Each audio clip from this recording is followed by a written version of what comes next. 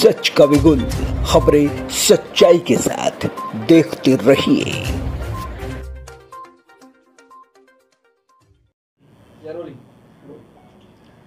दिनांक 26 अक्टूबर 2023 को दोपहर को 2 बजे के दरमियान बीपीटी रेलवे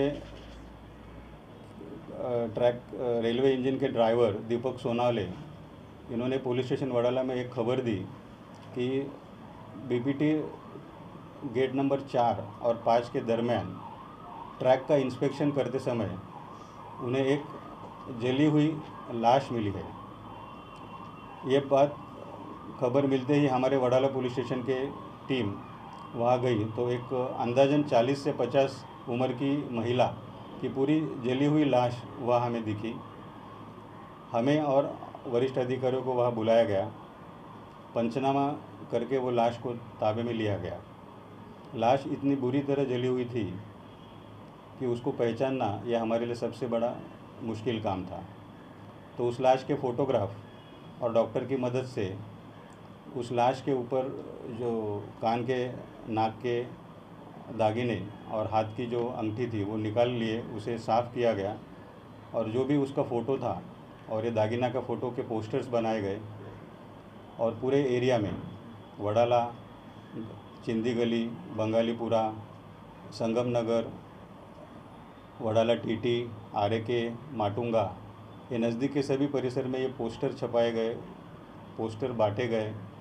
इन सभी एरिया में हमारे लोग गए, वहाँ लोगों की मीटिंग ली गई और लोगों को बताया गया कि ऐसी ऐसी हमें लाश मिली है। लाश में उसके जो बाल थे उसको मेहंदी लगाए गए थे और इसी मेहंदी की वजह से वो लाश का डिटेक्शन 2 दिन बाद हमें 28 तारीख को मिला।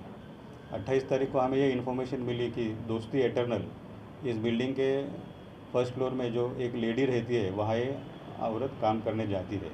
तो वहाँ इंक्वायरी करने के बाद वो जो लेडी है वो 3-4 दिन से काम करने आई नहीं, ऐसा पता चला।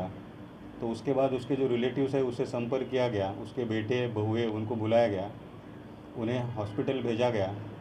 जो भी वो डेड बॉडी बची थी और उसके जो दागिने थे और उसके पैर के नाखून से उन्होंने वो डेड बॉडी पहचान ली। इसके बावजूद कंक्लूसिवली ये प्रूव करने के लिए हमने उनके और डेड बॉडी के जो डीएनए सैंपल की ज़रूरत थी वो सब लिए हैं और कालीना एफएसएल में वो डीएनए टेस्ट के लिए भेजा जाएगा। बॉडी की पहचान होने के बाद उसके पीछे कौन आरोपी है ये ढूंढने के लिए भी हमारी कोशिश चालू ही थी। पूरे पोर्ट जोन के वडाला, शिवड़ी और येलोगेट की हमने 12 टीम बनाई है। इसमें पुलिस इंस्पेक्टर, इसमें एसीपी बीसे साहब, सीनियर इंस्पेक्टर जाधव साहब और पुलिस स्टेशन वडाला के डिटेक्शन ऑफिसर खाटमोड़े साहब, रनवरे साहब, पुलिस स्टेशन वडाला के और ऑफिसर पीएसआई गारुड़े मैडम, इसके अलावा शिवड़ी पुलिस स्टेशन के खुड़े साहब, वडाला पुलिस स्टेशन के जगदाले साहब, मामूनकर पीआई वडाला पुलिस स्टेशन के, फिर येलोगेट पुलिस स्टेशन के शेड़के साहब उनकी टीम, शिवड़ी पुलिस स्टेशन के काड़ेकर साहब उनकी टीम, ऐसे अंदाजन 12 टीम हमने इसमें फॉर्म किए थे। इन सभी टीम को अलग अलग जॉब दिया गया था। हर इलाके में जाके उस महिला की जो तस्वीर हमने हासिल की थी, एक बार आइडेंटिफाई होने के बाद उसको दिखाया कहाँ कहाँ गई थी, उस हिसाब से तांत्रिक विश्लेषण और ह्यूमन इंटेलिजेंस, इस आधार पर हमें ये पता चला कि जिंदी गली के परिसर में 24 तारीख को शाम को 6 बजे के दरमियान वो दिखी थी। तो इंटेंसली उस अंदाजन 101 झोपड़पट्टी को सर्च किया गया, वहाँ लोगों की पूछताछ की गई और गोपनीय इन्फॉर्मेशन से हमें ये पता चला कि ये जो आरोपी है जिसे हमने अरेस्ट किया है उसके घर में वो 6 बजे गई थी। आरोपी को विश्वास में लेके पूछताछ की गई तो उसने अपना गुनाह कबूल किया।